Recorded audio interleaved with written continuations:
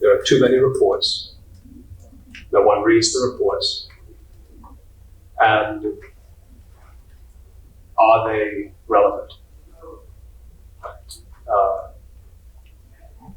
The very same challenge persists in our space. Supply chain disruptions, global value chain disruptions have led us to this, that the overarching ambitions of international agencies cannot do it unless there is an effective local community involved.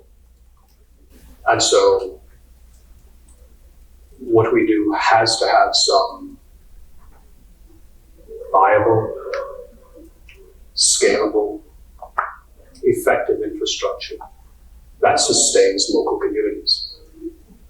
Highlighting a bioregional place-based approach that facilitates cooperation at multiple levels of government, whether it's the municipal level or the state level or at the nation state level, or equivalent to how the countries may work, as a way for the UN to fulfill its purpose on facilitating peace and security in the world.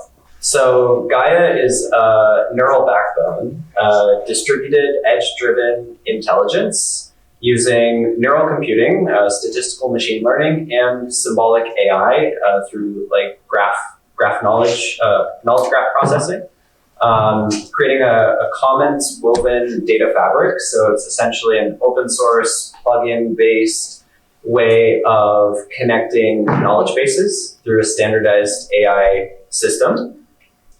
The GAIA system consumes both structured data, like scientific data or censored data, and unstructured data like reports and transcripts or oral histories, and makes that accessible through a unified sort of chatbot interface. Some of the users we imagine, in this case, UN agencies, researchers, and also the general public. Some use cases are discovery, reporting, education, sense-making, decision-making, resource allocation, and communications through social media.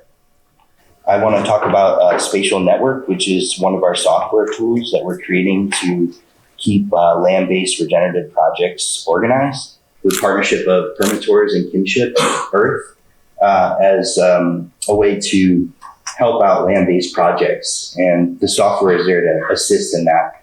So basically your tool, you can add tasks and inventory needs for your project, and using AI to like calculate costs and even create a business plan along with your land-based business, using all of your info and creating budget lines and just transparency about what your operation needs. So I'm here to kind of create tools to organize people, manage a project, but also help create funding and transparency around those funding streams.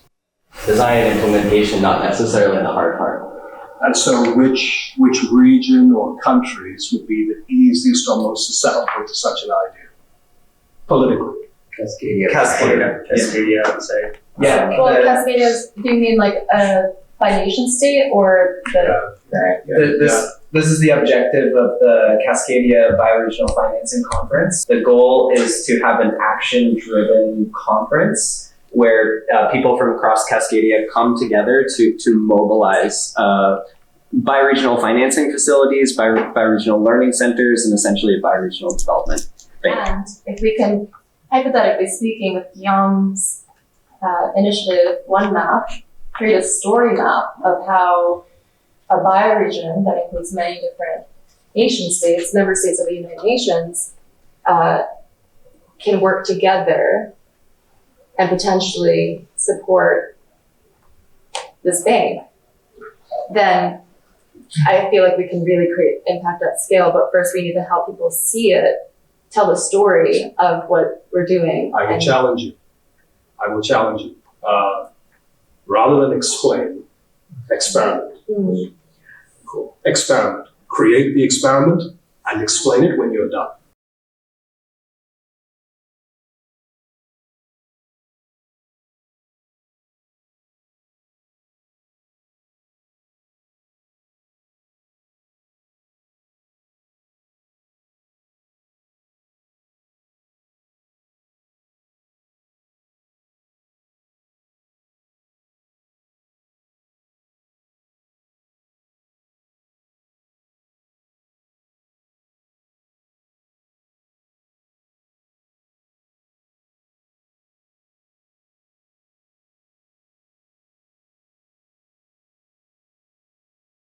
So the planetary party is a concept where a potluck of organizations are coming together to organize gatherings that are bioregional activations, permaculture action gatherings, opportunities for locals to get involved, to heal the earth. And the events culminate in a congress where the local grassroots leaders in the bioregion itself get to decide collectively how to allocate the surplus funds raised at the event. So right now, this group of organizations is working to fundraise, to galvanize resources, and the result is a bioregional flow fund being launched in the host bioregion where the event takes place. And we're actually about to launch a web page for the pilot planetary party. So I'm really excited about this because, again, it's an opportunity to activate a bioregion, to bring together the local artists and healing practitioners and builders and technologists and tools and systems, but for people to witness live participatory grant making and collective decision making of leaders, and really centering Indigenous wisdom in this as well. I'm really passionate about this avenue, and I'm also really excited about what Khalil has been building at Spatial Network, because of all the things that I do, the land-based community where I currently live, all the land-based communities that PermaTours serves throughout the Northeast and beyond, all the recipients of flow-funded grants from Kinship Earth, the different bioregional projects, we can all use Spatial Network to find each other and to map our projects, to tell our stories. And it's so cool how it's designed to integrate with a lot of different tools.